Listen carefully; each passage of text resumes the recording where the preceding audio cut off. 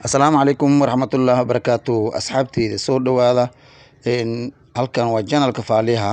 Haddii aad janalka Faaliyaha aad sii joogtay fadlan noo sheegarey noo la garey muuqaalkan fadlan. Haddii aad ku cusub tahay janalka Faaliyaha fadlan subscribe noo saar noo la garey noo sheegarey wixii dhiirigelin waa xaggiina fadlan dhiirigeliya insha Allah. Waxaan ii sheegay raato maalin hore in buufis uu bilaabanayo. Buufisku nooc badan yahay dadka si kale u qaateen asxaab badan ay soo wacaysa leh buufis face to face al bilaabay lahay sana lahay maaha wax face to face lama sheegin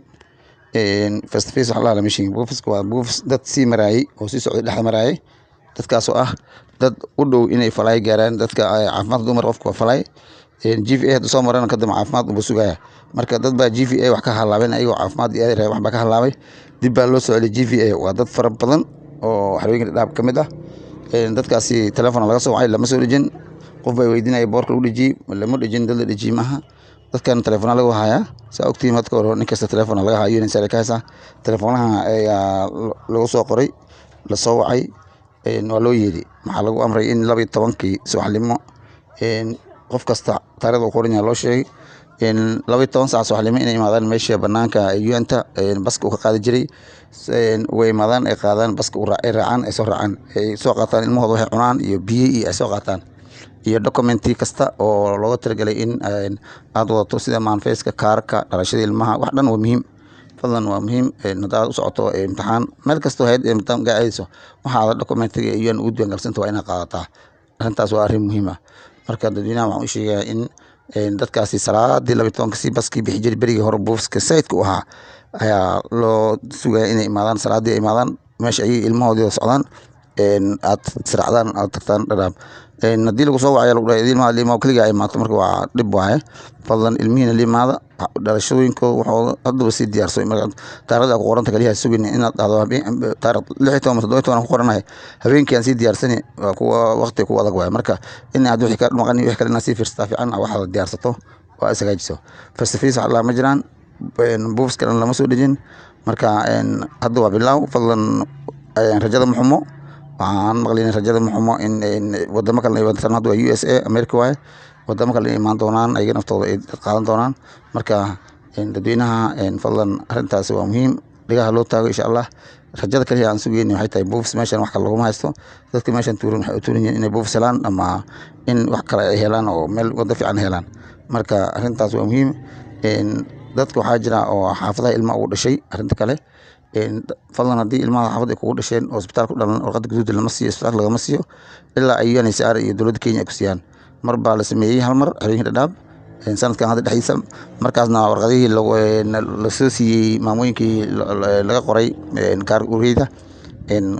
ilma waa looga daray qaarkood dhimin yaa looga dari doonaa marka waxaa wararka maqal soo gaaray in isbuucan dhexdiisa iyo isbuuc kaleba ay imaan doonaan oo dadkaasi dowladda oo civil registration la dhaho oo diiwaangelinta ku qoran marka isdejiya dadka wareegayo oo UN la imaanayo kaarka ureyda dhahayo markay tarko marayaan waxaan rabnaa in ilmaha naga daro ilmaha kaar urey looma daro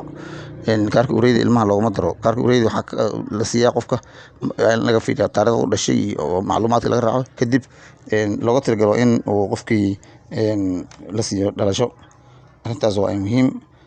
xarooyinka dhadhaab saa ogtiinba waxaa ka jira tirkoobkaas oo dhammaasho ah 3 xarun way dhammaanayaan xarooyinka dhadhaab dhagaxley waxay marayaan F maxaa lahayd ifo waxay maraysaa N waxaa ujibay maxaa lahayd xaga dheer danta J maraysaa K la sii gali doona way dhammaan tahay ifo dhagaxley F maraysaa laakiin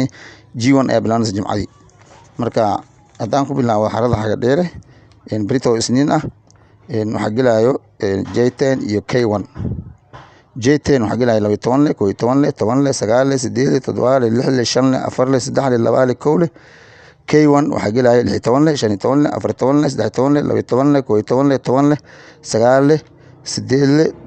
5 4 3 2 1 inta xaga dheer oo Brito galayso waxay ka kooban yihiin 1546 qofood ay ka kooban yihiin xaga dheer Brito haddaan tago xarada Ifanora Brito oo isniin ah tarkoob waxaa galaya N3 N4 N5 iyo N6 N3 haddaan tago 21 la galaya N4 toban toddobaale toban iyo lixle toban iyo shanle toban iyo afarle toban iyo saddexle toban iyo labaale toban iyo kowle tobanle sagaalle sideedle toddobaale lixle shanle afarle saddexle labaale kowle N5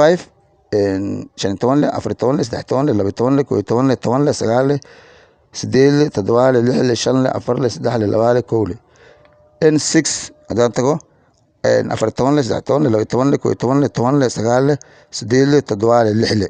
intaas waxaa gelayo xerada ifo intaas haddii laisku daro dadka berito waxaa ku qoran 1435 qofood waaye berito wax gelaya xerada ifo tirkoob haddaan imaado xerada dhagaxley berito waxaa gelaya F3 F4 iyo F5 F3 waxaa gelaya toddobaale lixle shanle afarle saddexle labaale kowle F4 waxaa gelayo lix iyo tobanle shan iyo tobanle afar iyo tobanle saddex iyo tobanle laba iyo tobanle kow iyo tobanle tobanle sagaalle sideedle toddobaale lixle shanle afarle saddexle labaale kowle F5 qaarna way gelayaan qaarna beri dambe gelayaan qaarka beri gelaya F5 waxay yihiin afar iyo tobanle saddex iyo tobanle laba iyo tobanle kow iyo tobanle tobanle sagaalle sideedle toddobaale F5 intaas gelaysa inta kale waa beri dambo intaas ma gelis ku daro xarada dhagaxley berito inta gelaysa waxay tahay 1439 qofood ayaa gelaysa tirkoobka asxaabta waxaan u sheegaa dadka tirkoobka berito ku qorneen oo looga tirgelin inay imaadaan habsanka ah fadlan habsan looma shaqeynayo habsan UNHCR way ku ogtahay waa kusoo dhejisay habsan adaa habsan noqotay maalinta kale way ku ogtahay UNHCR inaa marin tirkoob ayadaa kusoo dhejinayso iska sug fadlan haddii habsan tahay fadlan tirkoob iska sug ha dhibin dadka maanta dhigan ama berito dhigan oo looga tirgelin in maalintooda ay ka faa'iideystaan subaxii markii la imaado liis ayaa la diyaarin doonaa liiska hadda ku jirin fadlan meesha iska tagnaan doontaa wax kale ma jiraan liiskaasi ayaa meesha la gelinaya waayo corona jira meesha kala fogaansho la rabaa in jaamacad laga maro wasaaradda caafimaadka meesha joogto marka waxaa la rabaa in dadkii ay kala fogaadaan dadka haddii jaamacad meesha la buuxiyo waxba ma tarayso marka dulqaata tirkoobku dhamaanaya marka nin kasta oo tirkoob gelin UNHCR ka data laga fiirinaya waa la soo dhejin doonaa marka haddii lagu soo dejiyo tirkoobka waa iskaga imaan kartaa marka inta lagu soo dejinin fadlan iska dulqaado dadweynaha aad dulqaataan haddaad ku cusub tahay janalka faaliyaha fadlan subscribe noo saar waa dhiirigelin noo samee noo laagare noo sheegare asxaabta la wadaag janalka waa janalkeeni waa janalkiini waa janalka qaxooti u shaqeynaya fadlan sidaa ogaada waxaan ku soo boorinayaa ama asxaabta in asxaabta arrintaas oo sheegareenta iyo laagta iyo sheerka fadlan aad noo sameyn doontaan waan ku rajo weynahay fadlan waxaan leeyahay asxaabta warbixinada beenta abuubuuninayo oo magaalada gelinayo wax jirin sida tirkoob waa lagu celinaa camal waxaas waxba kama jiraan tirkoob kale la gelaya head of house la gelaya waxba kama jiraan marka asxaabtaas arrintaas fadlan dadweynaha u sheegay in waxba ka jirin waxaan leeyahay salaan sare wassalaamu calaykum waraxmatullaahi wabarakaatu